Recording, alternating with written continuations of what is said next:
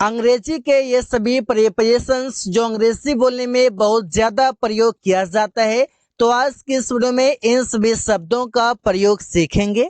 Use of from, from का मतलब है से, और इससे प्रयोग किया जाता है किसी भी प्लेस से पहले। तो वहां पर जब आप किसी भी स्थान से अलग होते हैं उस सेंस में प्रयोग किया जाता है। जैसे मैं दिल्ली से आ रहा हूँ, तो दिल्ली से आ रहा हूं तो दिल्ली से मैं अलग हो रहा हूं, तो सेंटेंस बनेगा I am coming from Delhi. Ramesh school से घर जाएगा, तो सेंटेंस बनेगा Ramesh will go to house from school. Ramesh school से घर जाएगा।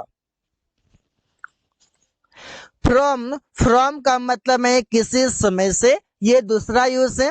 आप सेंटेंस बनेगा जैसे कि वो 2 बजे से काम करेगा, यहाँ पर 2 बजे से किसी भी समय से, किसी भी टाइम से, तो सेंटेंस बनेगा he will work from 2 o'clock।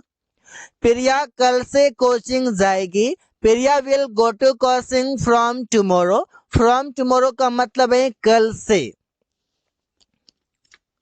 From, from का मतलब है किसी स्रोत से, किसी सोर्स से। जैसे तुमने यह रवि से सुना, तो यहाँ पर सोर्स क्या हो गया, रवि हो गया। स्रोत क्या हो गया, माध्यम क्या हो गया, रवि हो गया। तो सेंटेंस बनेगा you heard it from Ravi. मैंने यह किताब से लिखा, I wrote it from the book. I wrote it from the book, मैंने यह किताब से लिखा। इन, इन का मतलब है में। जैसे हम बोलते हैं वो जनवरी में घर आएगा। जनवरी में कोई भी मंथ का नाम हो उसके बाद आप प्रयोग करते हैं इन का। जैसे जनवरी में तो इन लिखने के बाद जनवरी, फिर फरवरी, फिर मार्च, अप्रैल, इस पर से आप लिखते हैं। जैसे ही will come to house from January नहीं, बल्कि यहाँ पर हो जाएगा इन जनवरी, मतलब जनवरी में। हम लोग 2021 में रोहित से मिले थे। वी मेट रोहित इन 2021। इन का मतलब है में, इसका मतलब है बड़ी जगह के साथ। तो साथ ही साथ आपको कंडीशन भी समझना है कि कंडीशन क्या है। उस कंडीशन के अंदर आप अगर बनाते हैं तो सेंटेंस करेक्ट होगा। जैसे वे लोग दिल्ली में काम करते हैं, तो दिल्ली में काम करते थे, दिल्ली एक बड़ा प्लेस है, तो सेंटेंस बोलेंगे they work in Delhi. Ramesh America में रहता है। Ramesh lives in America. America एक कंट्री का नाम है जो एक बड़ा प्लेस है। इन का मतलब है में, मतलब किसी वस्तु के अंदर। जैसे डब्बे में एक चूहा था, तो सेंटेंस बनेगा there was a rat in the box. अलमीरा में बहुत सारी किताबें हैं। देर वर मैनी बुक्स, यहाँ पर वर से मतलब है पास्ट। अगर हम यहाँ पर आर कर दें तो प्रेजेंट हो जाएगा कि there are many books in the almirah. अलमीरा में बहुत सारी किताबें हैं। इनटू, अब इन से इनटू हो गया, इसका मतलब है में, लेकिन गतिशील अवस्था हो, वहां पर मोशन हो, वहां पर स्पीड की बात हो रहा हो। जैसे वो नदी में कूदा, ही जंप्ड इनटू द रिवर। नदी में कूदेगा तो वहां पर गति होगा, मोशन होगा। सुमन कमरे में जा रहा था। सुमन वॉज गोइंग, अब यहाँ पर देखिए सुमन जा रहा है, प्रेजेंट में है, तो Suman is going into the room. Into यहाँ पर इसलिए प्रयोग किया गया है क्योंकि यहाँ पर गति की बात हो रही है, वो स्पीड से अंदर जा रहा है। बाय, बाय का मतलब है द्वारा। सेंटेंस बनेगा क्या तुमने अमन के द्वारा पीटा गया। क्या तुम्हें अमन के द्वारा पीटा गया। वर यू बीटन बाय अमन। यह कमरा उसके द्वारा साफ किया गया। This room was cleaned by him. By him का मतलब उसके द्वारा।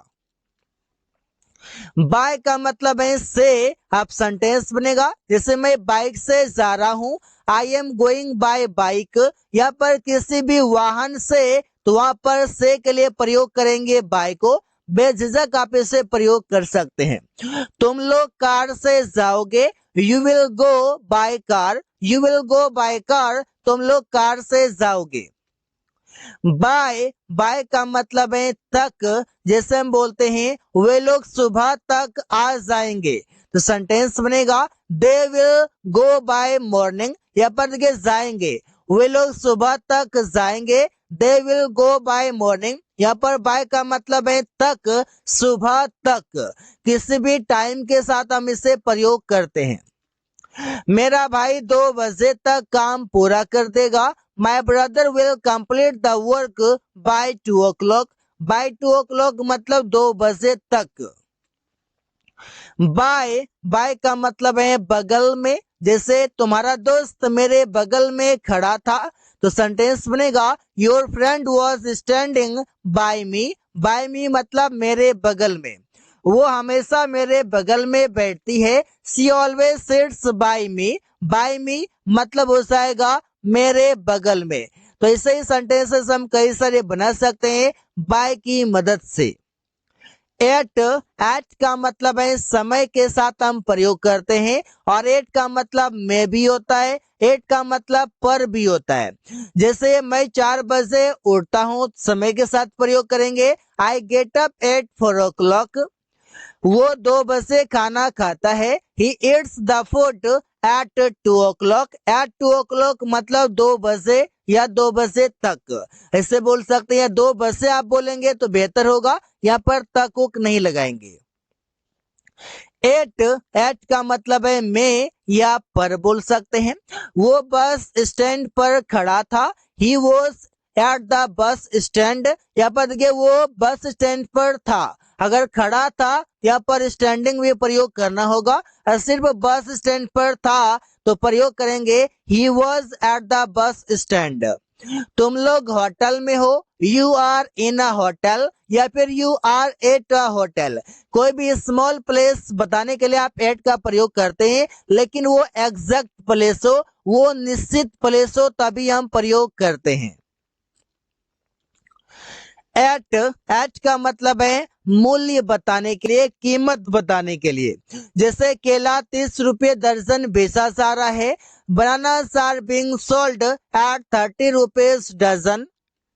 मैंने 60 रुपये किलो सेब खरीदा, I bought apples at 60 rupees kg। शायद यहाँ पर आप पर केजी भी बोल सकते हैं। एट का प्रयोग करते हैं कोई त्योहार पर, जिसे हम बोलते हैं रमेश होली में घर आएगा।